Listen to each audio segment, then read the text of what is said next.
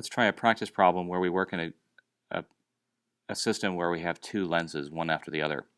Let's imagine a telescope that has an objective with a focal length of 20 centimeters and an eyepiece with a focal length of 5 centimeters. If the two lenses are separated by 25 centimeters, we can ask what will be the net magnification of an object located 220 centimeters in front of the objective. We'll take this problem in steps, and we'll first see what happens with the first lens. We'll make an image from it, and then we'll let that image be the light source for the second lens. So we're going to place our object out there in front of the first lens. That's the objective lens. That's the one that has focal length of 20 centimeters. If it's 220 centimeters in front of the objective lens, then we're going to say that it has a P, and I'm going to call it P sub 1 for the first lens. P sub 1 of 220 centimeters, and of course F sub 1 is 20 centimeters because we were given that in the problem. So there's P1, it's the distance from the object to the lens.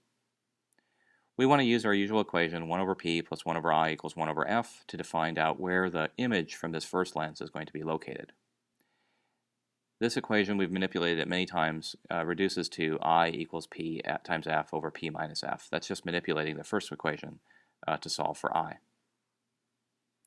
If you use P1 as 220 centimeters and F1 is 20 centimeters, then you find that I1 is 22 centimeters, and it's positive. This means that there's a real image formed by this objective lens, and it's over here on the right-hand side of the objective lens by a distance I1. So it's real, so it's got to be upside down, and it's a distance 22 centimeters away. Now, the eyepiece lens is 25 centimeters from the objective lens, so we should draw that on our picture too. That's still further along the axis here than image number 1.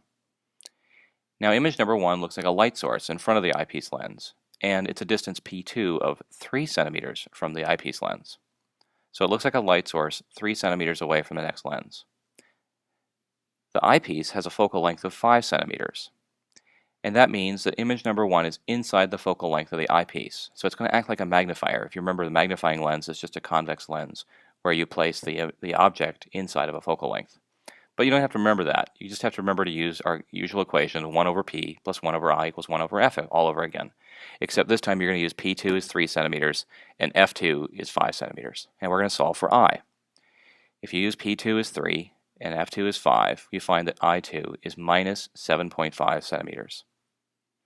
That's just coming from solving for with some algebra. Notice that I2 is negative, so that means it's on the left-hand side of the eyepiece lens. It's a virtual image.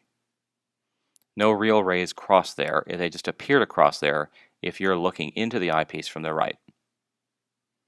So there's image number 2. It's not been flipped again relative to image number 1 because it's a virtual image.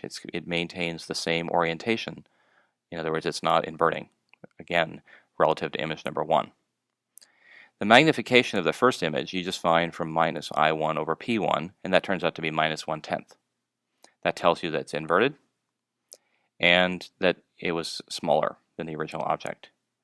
The magnification from the second image is minus I2 over P2, and that's plus 2.5. That tells you that the second image will be bigger than the first image and not inverted relative to the first image. The overall magnification is the product of these two things, and that's minus 1/4. In other words, minus 1/10 times plus 2.5 is minus 2.5.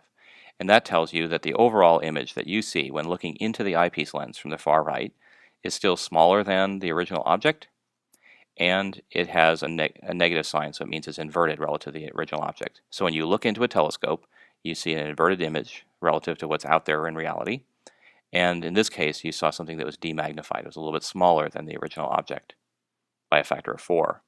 If you place the eyepiece a different location, you can tune this so that you get the magnification to be bigger or smaller. But this is how you solve this kind of problem. You use the first image from the first lens as the light source, or the source for the second lens. And you have to calculate what P2 will be. That's the one trick to the problem. Just because you have a number I1 doesn't mean you know exactly what P2 is. You have to know how far apart the two lenses are and subtract and get what P2 is. That P2 becomes the effective light source in front of the second lens, and you use that to solve what I2 is, the final location of the image that you will see. You don't really look at image number 1, you look at image number 2 when you look into the eyepiece lens.